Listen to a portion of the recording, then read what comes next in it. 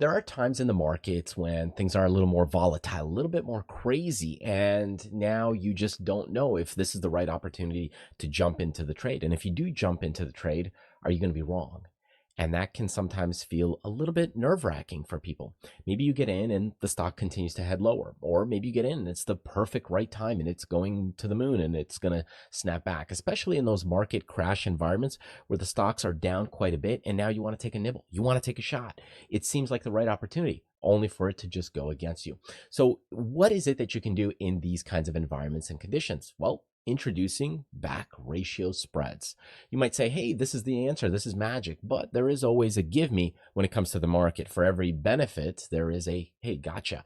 So in this case, I want to show you a little bit of insight to back ratio spreads and when you could use them and how you might approach them, especially when markets are a little more volatile, a little bit more, call it, got some turmoil, and how you can use them, especially if you've never seen them before. Now, if you're brand new here, I'm Sasha, the options coach, and I've been teaching people to trade options over the last decade. And one of the things we did just over the last week or so was talk about crash-proof trading strategies and concepts. And this is a class we did. If you want some more insights on some of the classes I do, just send me a quick note or message down below or check out our website. I'll give you some more details about it. But one of the things was a back ratio spreads that we discussed about. And what a back ratio spread is, looks something along these lines. So what we're really doing is we're limiting our downside risk to where, hey, if the stock continues to move to the downside, we don't lose as much. We could still lose, but we don't lose as much. If it stands still, we're bleeding theta. So that is the gotcha moment, where that is the problem where if it stands still, you do lose a bit of theta. And the longer it sits, the more theta you're actually bleeding.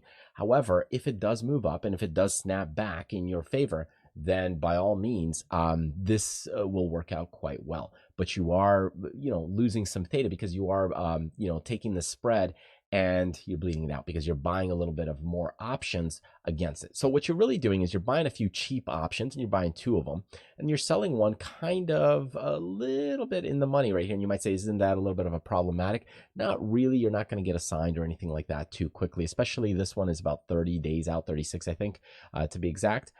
So you don't have to stress about it too much, but as it continues to go down and you have this theta decay and bleed, if you let it kind of go, you could expire and make about $142.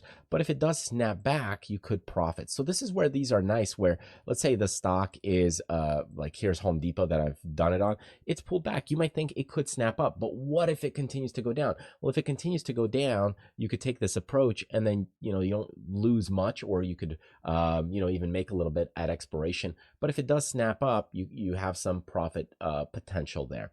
So that's where they're nice to do. You can even do them on the bearish side, but let me show you how you can actually tweak this. Let's say I move this a little bit further up, another strike over here, and now I can move this one up a little bit right here, and maybe even a little bit higher. So this way I'm not really going to make much. In fact, I might even lose a little bit here right there. So I'm making only maybe $17, but what it does is give me a potential for some upside room. Yes, I'm bleeding some theta. Yes, I need the stock to move. Yes, it's got to move quite a bit, but this is where things kind of get a little bit more interesting for these types of positions because now you're not risking as much. Now you could create the same construction for the bearish side. Here's 36 days out. Let's say I do a back ratio spread somewhere here and set this thing up, because I could say, you know what, it could continue to keep going down. And when I set something along these lines is I might go to, let's say, 365, giving me kind of right at this peak or corner, and then a flat line if it skyrockets to the moon. But if it does keep crashing down or I get a nasty sell-off, I'm more defended or protected. So it's a good way kind of to ensure yourself, saying, hey, I want to take a bearish shot. I think the market could be a little more weak and it keeps going down. So you could go and set one of these up right here and go for the bearish take. But if you get a whip to the upside and a snap, you don't want it to snap in your face.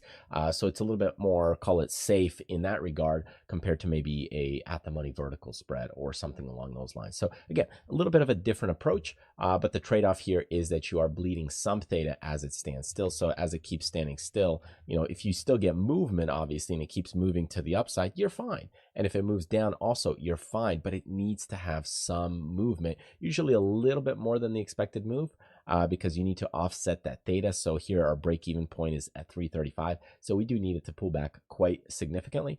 But it's a nice way to kind of play these stocks without too much directional risk. What you really have is more of a theta risk. So you're saying, hey, you know what? I'm willing to give up some time decay. That's why I'm willing to go a little further out. I think we're going to get some movement, but I don't know exactly where. I'm guessing to one side, but I'm looking for some form of movement. And if not, and if it stands still, I'm going to bleed out some theta. So the only thing that can hurt you really is time, not so much price. So it's a nice way to have a different type of risk rather than always having a price risk or always worrying about price.